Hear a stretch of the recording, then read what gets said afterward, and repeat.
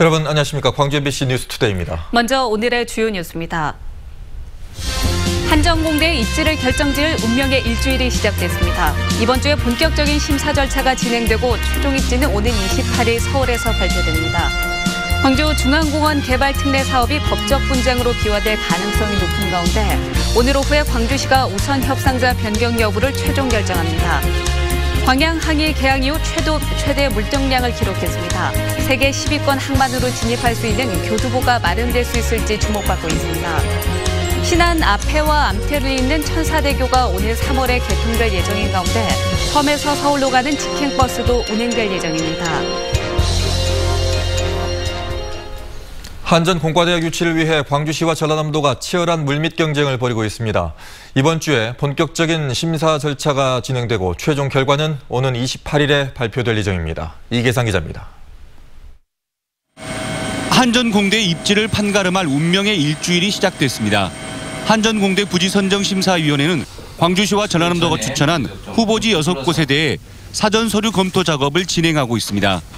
이번 주 수요일인 23일에는 광주시와 전라남도로부터 후보지에 대한 프레젠테이션을 청취하고 24일에는 오전과 오후로 나뉘어 후보지 6곳에 대한 현장 실사가 차례로 진행될 예정입니다. 현재까지 알려진 후보지는 광주에서는 첨단 3지구와 도시첨단산단, 승천보 1원이 거론되고 있고 전남에서는 전라남도 농업기술원과 산림자원연구소, 혁신도시 내 골프장 부지가 언급되고 있습니다. 한전공대 부지선정심사위원회는 1단계와 2단계 평가를 거쳐서 가장 높은 점수를 받은 한 곳을 최종 입지로 결정합니다. 결과는 한전공대 설립지원위원회에 전달되고 오는 28일 오후에 송재우 위원장이 직접 발표할 예정입니다. 한전은 입지 선정이 마무리되면 한전공대 운영 방안 등의 계획을 담은 최종 용역 보고회를 개최할 계획입니다. MBC 뉴스 이계상입니다. 광주중앙공원 개발 특례 사업이 감사원 공익사 감사를 받을 예정인 가운데 광주시가 오늘 우선 협상자 변경 여부를 최종 결정합니다. 광주시에 따르면 민간공원 특례 2단계 사업 중앙공원 2지구 우선 협상자에 선정됐다가 자격을 박탈당한 금호산업이 제기한 이의 신청에 대한 수용 여부를 오늘 최종 결정에 통보할 예정입니다. 금호산업은 우선 협상자 취소 처분이 확정될 경우 효력정지 가처분을 신청하고 본안 소송도 진행할 것으로 알려졌습니다. 광주 지역 환경단체들이 제기한 감사원 공익감사 여부는 서면 심의 등의 절차를 거쳐 조만간에 결정 날 예정입니다. KTX 노선 폐지로 쇠락한 광주역을 광주를 대표하는 랜드마크로 성장시키기 위한 도시재생 뉴딜 사업이 시작됩니다. 광주시는 국토교통부 도시재생 뉴딜 공모사업에 선정된 광주역 경제기반형 도시재생 뉴딜 사업을 본격적으로 추진한다고 밝혔습니다. 광주역 뉴딜 사업은 광주역 일원을 되살리기 위해 기업 성장 지원 시설 건립과 녹지 환경 개선, 상업유통 거점 시설 육성 등의 내용을 담고 있습니다. 광주시는 올해부터 2024년까지 지식서비스 산업의 거점인 스테이션 G 건립과 문화광장 조성 등을 마중물 사업으로 추진할 계획입니다.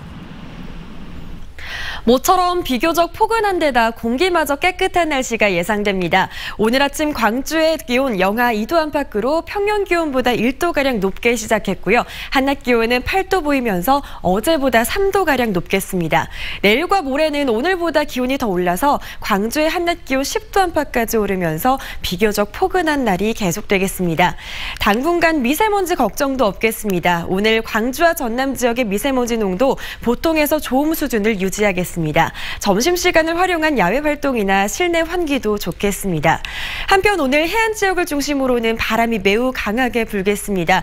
최고 시속 50km의 바람이 예상되는데요. 오늘 시설물 관리에 신경 쓰셔야겠습니다. 지금까지 날씨 정보였습니다. 광양 항이 지난해 개항 이후 최대 물동량을 기록했습니다. 국제적인 경기 침체 속에서도 석유화학과 철강 수출량이 꾸준히 늘어나기 때문인데요. 올해 전망은 어떤지 박민주 기자가 취재했습니다. 광양항 컨테이너 부두. 지난해 기준 총 물동량은 3억 200만 톤을 기록했습니다. 여수 광양항의 물량을 합친 총 물동량으로 지난 1923년 여수항 개항 이후 최대 물동량입니다.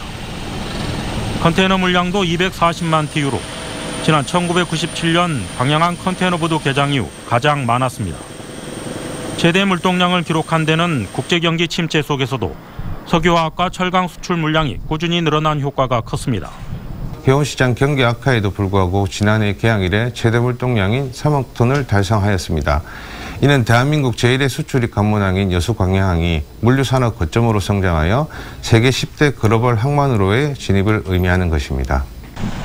이 같은 흐름 속에 여수광양항만공사는 올해 총 물동량 목표를 3억 1천만 톤으로 높여 잡았습니다. 하지만 광양항의 올 한 해 전망은 밝지만은 않습니다. 석유 철강 산업의 성장세가 둔화될 것이라는 전망이 나오고 있기 때문입니다. 해운 경기 불황과 한진해운 파산으로 이중고를 겪었던 여수 광양항. 개항 이후 사상 최대 물동량 기록이 세계 10위권 항만 진입의 교두보가 될 수 있을지가 앞으로 관건입니다. MBC 뉴스 박민주입니다. 광주 지역 소매 유통업계가 설 명절 대목에도 불구하고 경기 전망을 어둡게 내다봤습니다. 광주 상공회의소에 따르면 올해 1분기 경기 전망 지수를 조사한 결과 전 분기보다 22포인트 떨어진 90위로 집계됐습니다. 광주 상인은 설 대목이라는 호재가 있더라도 소비 침체와 최저임금 인상, 비용 부담 가중 등 소형 유통업체의 수익성 악화로 1분기 경기 전망 지수가 크게 떨어진 것으로 분석했습니다.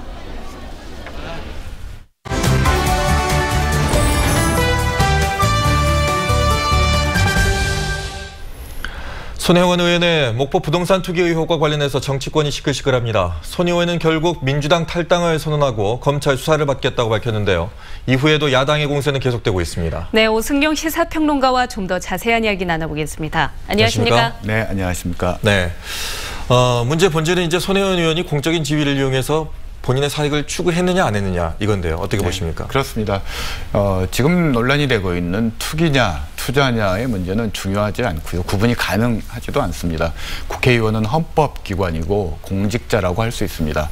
설사 손혜원 의원의 주장을 곧이곧대로 받아들인다고 하더라도 공직자로서 헌법기관으로서 손혜원 의원의 행보에 대한 명확한 법적 잣대는 필요할 것 같습니다. 이번 사건의 본질은 재단 이사장인 남편과 조카 그리고 보좌관까지 연루된 사건이라는 점에서 사법적 관점에서 판단하는 것이 가장 합리적인 접근법인 것 같습니다. 네, 알겠습니다. 손 의원은 투기가 아니라고 강하게 부인해 왔었는데요. 당적을 버리고 그리고 국회 문체위에서도 물러나겠다 이렇게 밝힌 배경은 뭐라고 보십니까? 오묘한 발언을 하셨는데요. 손혜원 의원이 어제 기자회견을 하셨죠. 당은 나가지만 탈당은 아니다라는 얘기를 했습니다. 억울하다라는 얘기고요. 다시 당에 돌아오겠다라는 강력한 의지 표현인 것 같습니다. 아마 당과 청와대의 고민의 지점이 이 지점이었던 것 같은데요. 야당의 공세와 언론의 보도처럼 손혜원 의원 의혹을 인정할 경우 감당할 수 없는 후폭풍이 몰아치기 때문에 당에서는 일단 문제가 없다라는 의견을 내놓았습니다만 검찰 수사 압력이나 국민적인 여론, 특히 부동산 문제는 여론이 굉장히 민감하기 때문에 이런 부분들을 고려해서 탈당과 문체위 상임위 보직 해임, 보직 사임과 같은 그런 조치들을 취한 것 같습니다. 네, 손 의원이 검찰 조사 받겠다고 하면서 그 투기 의혹을 제기한 언론사도 고발하겠다고 했고 또 문화재 보존에 반대했던 그 배후 측이 있다. 이 배후설까지도 제기하면서 문제를 크게 지금 만들어가고 있습니다. 어떻게 조사가 이루어지려고 보십니까? 통상적으로 배후설이 제기되는 것은 관심과 의혹을 분산시키기 위한 의도인 경우들이 많은데요. 이번 경우도 몇몇 건설사들의 배후설을 주장하고 있지만 지금 나오고 있는 배후설의 내용들을 보면 사실관계에 잘 맞지 않는 부분들이 있는 것 같습니다. 그렇지만 세 가지 정도는 좀 엄밀하게 조사가 필요할 것 같은데요. 우선 차명 구매를 통해서 투기 또는 부동산 실명법 위반 의혹에 대해서 검찰 조사가 필요할 것 같고요. 그리고 국회 문체위원으로서 목포 근대 역사문화공간 지정 정보를 미리 알고 혹시 그걸 건물을 구입한 것이 아닌가라는 의혹들이 있는데 이 부분들도 검찰이 조사를 해야 될 필요가 있을 것 같습니다.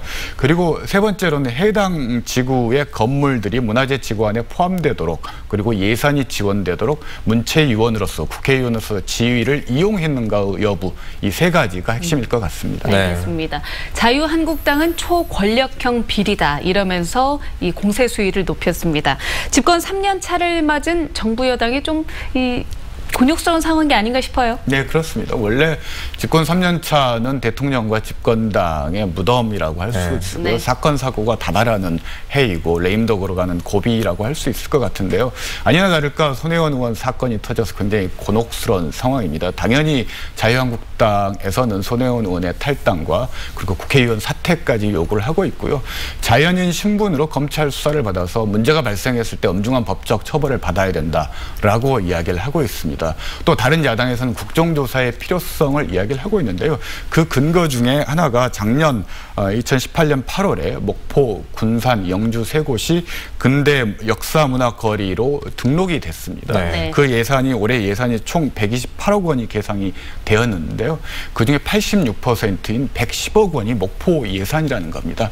비상식적으로 목포 예산이 많다라는 부분들에 대해서 이게 혹시 정부가 이렇게 편성한 것인지 아니면 국회 상임위 차원에서 이렇게 조정이 된 건지 아니면 또 다른 권력이 개입한 건지에 대한 국정조사는 필요할 것 같습니다. 자, 이번 일을 계기로 목포가 전국적인 관심을 지금 받게 됐거든요. 예. 그 근대 역사 문화 공간이 이제 보존되고 재생되는 그런 사업이 이루어지고 있는 상황이었었는데 이게 가다가 이제 좀 멈추는 거 아니냐, 차질이 빚어지는 거 아니냐 걱정하는 분들 많습니다. 네, 일단 편성된 예산은 예정대로 집행이 될 수밖에 없는 구조이기 때문에 이 문제는 크게 걱정하지 않으셔도 될 것 같고요. 다만 근대 역사문화 공간과 관련해서 도시재생 사업들이 지나치게 투기적 자본에 의해서 보조금을 빼먹는 그런 사업으로 진행되고 있는 부분들에 대해서는 차제에 엄중하게 조사해서 문제점들을 극복하는 계기로 삼아야 될 것 같습니다. 예, 오늘 말씀 고맙습니다. 네, 감사합니다. 감사합니다.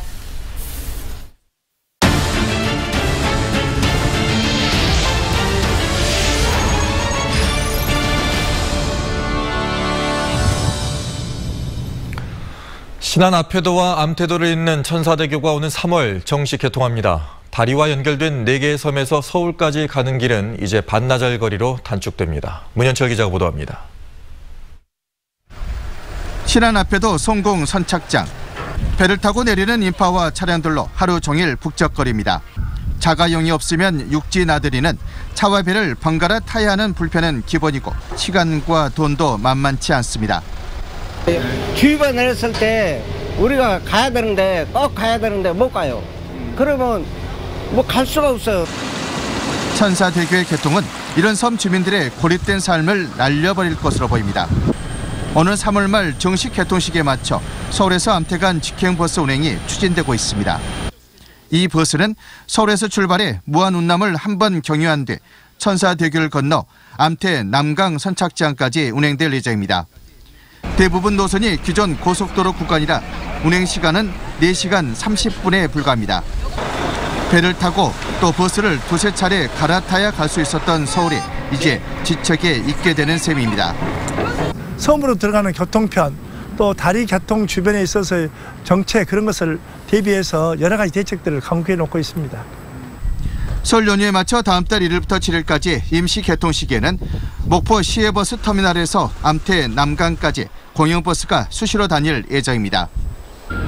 다리로 연결된 암태와 안자, 자음, 팔금 등 중부권 4개의 섬 주민들이 고단했던 육지 나들이에서 벗어나게 됐습니다. MBC 뉴스 문현철입니다. 광주 북부경찰서는 노래방에 불을 지른 혐의로 61살 오모 씨를 붙잡아 조사하고 있습니다. 오 씨는 오늘 0시 30분쯤 광주 북구 양산동의 한 노래방 입구로 입간판에 불을 붙여 던진 혐의입니다. 이 불로 노래방 주인 51살 김모 씨 등 4명이 비상계단으로 탈출했고 출입문 등이 타서 서방소추산 300만 원의 재산 피해가 났습니다. 경찰 조사 결과 술에 취한 오 씨는 노래방 영업이 끝나 나가달라는 주인의 말에 화가 나 불을 지른 것으로 드러났습니다. 주점에서 자신과 시비가 붙은 여성을 맥주병으로 폭행한 혐의로 기소된 50대 남성이 실형을 선고받았습니다. 광주지법 제11형사부는 폭력행위 등 처벌에 관한 법률 위반 혐의로 기소된 55살 A씨에 대해 징역 2년을 선고했다고 밝혔습니다. A씨는 지난해 11월 주점에서 시비가 일었던 50대 여성 B씨를 맥주병으로 때려 3주 동안 치료를 받아야 하는 상해를 가했고 2차례 이상 관련 법률 위반으로 징역형을 선고받았던 것으로 조사됐습니다. 음주운전자에 대한 처벌을 강화하는 윤창호법 시행 이후 한 달 동안 광주 전남 음주 단속 건수가 크게 줄었습니다. 광주지방경찰청에 따르면 윤창호법 시행일로부터 한 달 동안 음주 단속 실적은 총 301건으로 지난해 같은 기간보다 40%가량 감소했습니다. 전남지방경찰청의 음주 단속 실적은 총 428건으로 전년 동기 대비 23.7% 줄었습니다. 경찰은 윤창호법 시행으로 음주운전에 대한 경각심이 커져 음주 단속 건수도 감소한 것으로 분석했습니다.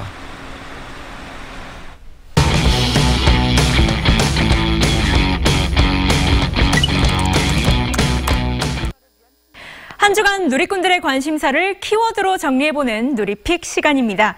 지난주에는 어떤 키워드가 많은 관심을 받았을까요? 전자발찌, 성추행교사, 킥보드 탄 금고가 많은 관심을 받았습니다. 어떤 내용인지 먼저 전자발찌부터 살펴보겠습니다. 성범죄자가 전자발찌를 끊고 도주했다. 말만 들어도 불안에 떨 수밖에 없죠. 최근 이러한 일이 광주 북구 운암동에서 일어나 시민들의 불안감을 샀습니다.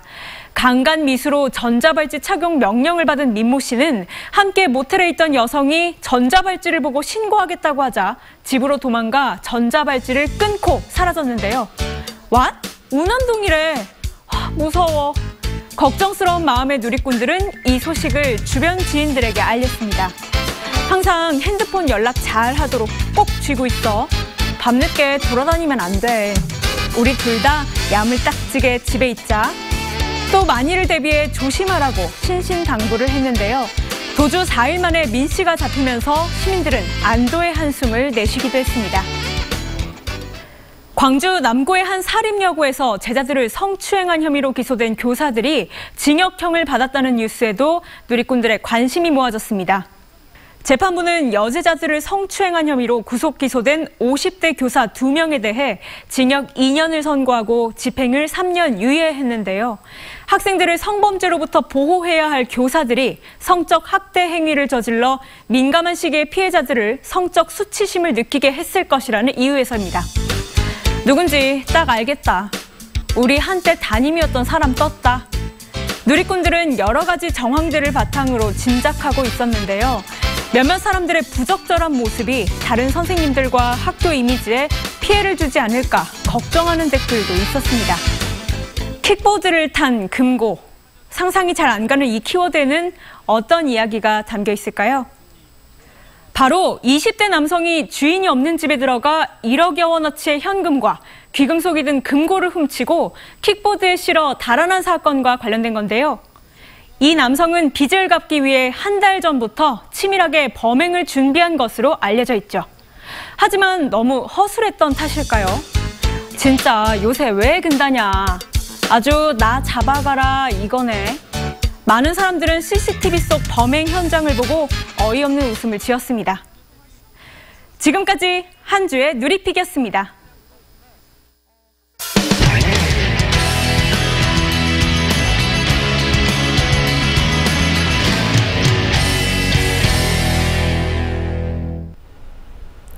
정부의 탈원전 정책으로 인해 원전을 해체하는 일이 새로운 사업 분야로 떠오르고 있습니다.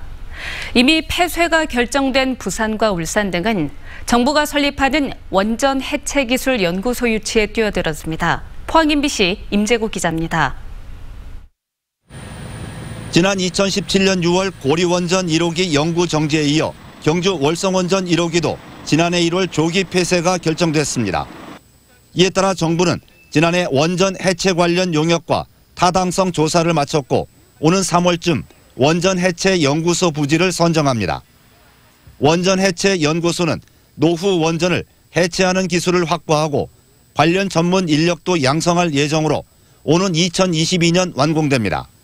원전 해체 연구소 유치에 나서고 있는 지자체는 경주시를 비롯해 부산 기장과 울산 울주군 등 모두 3곳입니다. 부산은 국내 첫 해체 대상인 고리원전 1호기 소재 질환점을 부각시키고 울산은 원전 해체 산업 인프라 구축에 적지라고 내세우고 있습니다. 반면 경주시는 6기의 원전과 함께 중저준위 방패장 등 원전 관련 기관이 밀집해 업무 효율성이 높습니다. 또 경주의 원전 인력 양성원도 오는 4월 개원할 예정으로 원전 해체 연구에 유리하다는 점을 강점으로 부각시키고 있습니다. 원전 설계에서부터 건설, 운영, 해체, 폐기물 처리까지 유기적으로 이룰 수 있어 타 지역보다도 우리 경주시가 유리할 것으로 판단됩니다. 학계에선 경주에 원전 해체 연구소 유치와 함께 상용화할 수 있는 첨단 기술 이전 등을 통해 다른 원전의 해체에도 활용해야 한다는 의견을 제시했습니다.